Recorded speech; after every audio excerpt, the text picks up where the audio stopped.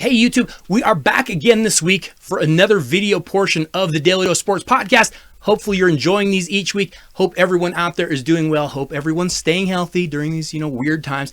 This week on the Daly Dose YouTube video, we've got some sports news we're going to talk, but I wanted to show you something here real quick. Told you that we had some Daly Dose social distancing masks, right? Well, I actually got one. Gonna have to show it to you here real quick. It actually goes on super easy. But look, now I can actually do the little smile with my mask on. Got the little Daly Dose logo over there. Hey, not a bad way to go. And I will say this, and I'm just being totally honest with you. They are super, super comfortable. If you need a social distancing mask, make sure that you go over to tpublic.com and you can pick up a Daly Dose one over there. But we are going to be talking some sports news right now. So let's go ahead and jump in. Last week, Director of the National Institute of Allergy and Infectious Diseases, Dr. Anthony Fauci, says that the NFL and college football teams would need to emulate plans by like the NBA and Major League Soccer where they would have like a bubble format, or they would need to consider not playing their season in 2020 because of the health pandemic. He told CNN that football players would need to be isolated from others and they would need to be tested regular. Here's what Fauci had to say.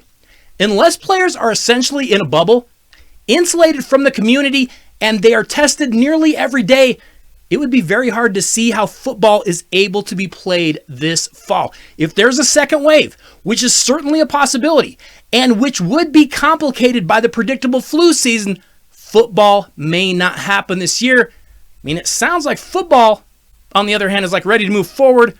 So I guess we're going to see whether or not Fauci is correct in that. Staying in the NFL, it looks like Dallas Cowboys quarterback Dak Prescott will sign his $31.4 million exclusive franchise tender this week.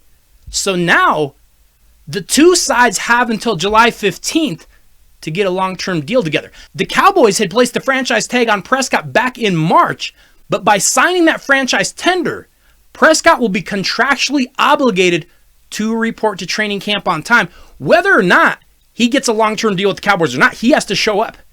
But I mean, I guess you would think that by signing that tender, Dak is probably thinking a long-term deal is coming. He must, have some people out there saying, hey, it's going to happen.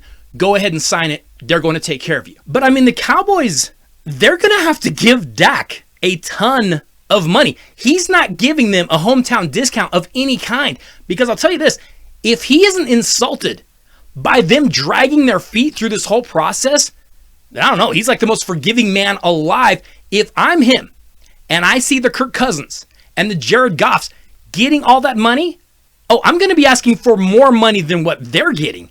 Looks like the Cowboys and Dak are going to come to, what's that? Hold on a second.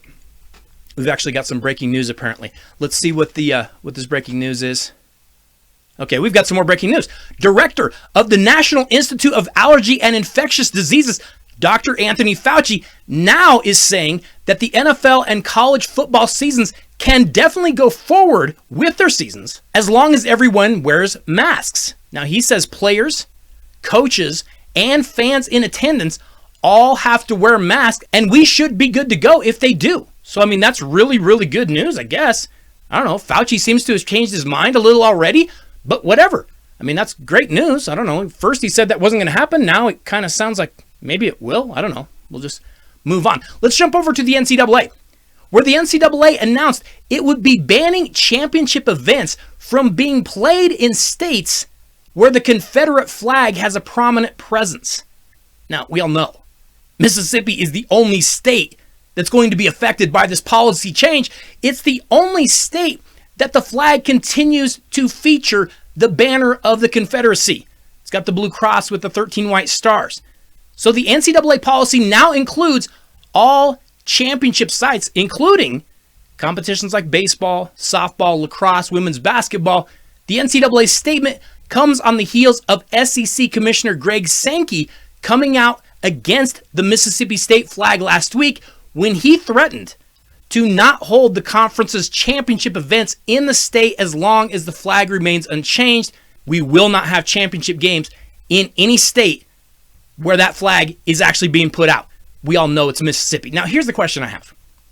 I'm not really sure how much this affects anyone, because how many championships are really being played in the good old Magnolia State to begin with? It's not like we're holding the Final Four in Clarksdale. So, I mean, what difference does it? Hold on. We've got more breaking news? Okay, we have more breaking news. Ugh. All right, let's bring on the breaking news. Bring me the breaking news. Let's see what this one has to say. Okay, we've got some more breaking news here. Let me read this. Director of the National Institute of Allergy and Infectious Diseases, Dr. Anthony Fauci, now says that the NFL and college football seasons must be canceled unless there is a ventilator on the sideline for every single player and coach on the team, as well as ventilators in the stands for every single fan in attendance. I don't know, that seems like a lot of ventilators, doesn't it? I thought we weren't doing the ventilators anymore. Didn't they pull the ventilator thing off? I don't think that's a thing anymore. I think they got rid of the ventilators. Fauci changes his mind a lot, is what I think I'm getting from this whole news segment. In fact, Fauci changes his mind more than, like, I don't know, LeBron James changes teams.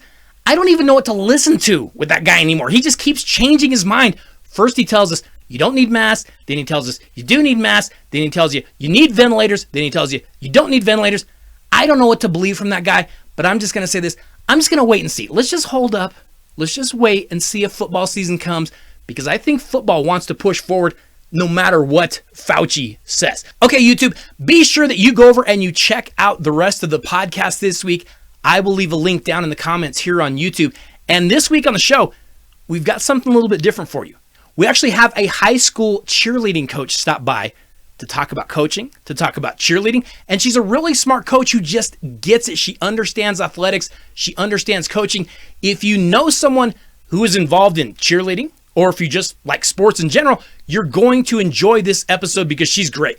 So make sure that you go check out the full podcast. Like I said, I'll leave a link for you down in the comments. Hey, stay positive. Keep thinking positive. I think good things are coming. Let's all be nice to each other. I'll see you all next week.